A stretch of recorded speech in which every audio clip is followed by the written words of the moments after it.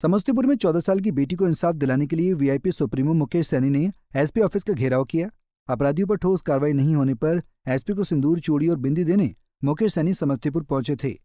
VIP के कार्यकर्ताओं और महिलाओं के साथ मुकेश सैनी ने एसपी ऑफिस का घेराव किया। वहीं मुकेश सैनी का कहना है कि एसपी ऑफिस का दरवाजा बंद करवाकर साफ छुट्टी पर चले गए हैं। उन्होंने साफ कर दिया कि अगर बच्चे को इंसाफ नहीं मिला तो संघर्ष जारी रहेगा। उन्होंने डीएम को 14 सूत्रीय ज्ञापन सौंपकर दुष्कर्मियों को कड़ी से कड़ी सजा दिलाने की मांग रखी है, क्योंकि ये सिर्फ एक बेटी का मामला नहीं बल्कि पूरे समाज की अस्मिता का सवाल है। वहीं मुकेश सैनी ने इस पूरे केस के बारे में विस्तार से जानकारी भी साझा की है।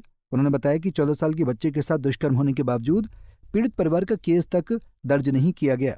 बाद में वीआईपी के वर्कर्स के प्रयास से केस दर्ज किया गया।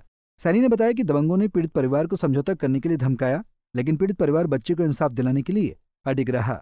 सैनी ने ऐलान कर दिया कि किसी भी हालत में बच्चे को न्याय दिलाना है और अपराधी को कठोर से कठोर सजा दिलाना है। पीड़ित परिवार थाना में दौड़ते रहा, केस दर्ज नहीं हुआ। बहुत हम लोगों के पार्टी के नेता लोग बहुत मेहनत किए, पटना तक संपर्क किया गया। उसके बाद अंततः 27 तारीख को 3 दिन के बाद केस दर्ज होता महिला थाना में और 1 दिन के पूर्व के डेट में केस दर्ज होता है और पीड़ित परिवार को धमकाया जाता है कि आप किसी तरीके से कंप्रोमाइज कर लीजिए और 2 दिन तक थाना में बैठाया जाता है। लेकिन पीड़ित परिवार जो है उनको अपनी बच्ची के लिए न्याय चाहिए था, वो अड़िग रहा और उसके परिवार के साथ मारपीट भी किया गया। गांव के लोग, दबंग लोग, उनके दादाजी के पिस्टल दिखा के मुंह में डालकर धमकाया गया। फिर ये बात हम तक आए, हमसे मुलाकात हुआ और हमें जब जानकारी दिए, लेकिन जब बच्ची हमारे सामने में आया तो हमें लगा कि नहीं, बच्ची के लिए हम सभी को लड़ाई लड़ना चाहिए, न्याय दिलाना चाहिए और अपराधी को सजा मिलना चाहिए। और उसके बाद हमने एसपी को लगातार 10 दिन तक फोन किया और कई बार हमने फोन किया, लेकिन एसपी साहब ना ही संपर्क में आए, नहीं बात किए। तब मैं यही सभागार में समस्तीपुर में आकर और आप सबके बीच में समक्ष हमने प्रेस कॉन्फ्रेंस किया कि एसपी साहब से अनुरोध किया कि आप पीड़ित परिवार को न्याय देने का काम कीजिए।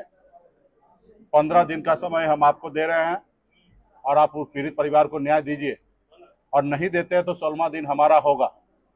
हम हजारों की संख्या में आपका घेराव करेंगे, क्योंकि बाबा साहब का संविधान तो हमको पता है।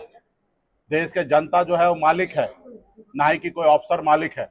लेकिन उनके बाद भी वो सुनने के लिए राजी नहीं हुआ।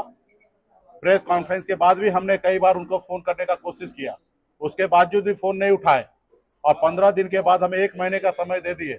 उसके बावजूद भी वो न्याय नहीं देने का काम कर रहे थे, अपराधी को संरक्षण देने का काम कर रहे थे, अपना जातीयता निभाने का कोशिश कर रहे थे।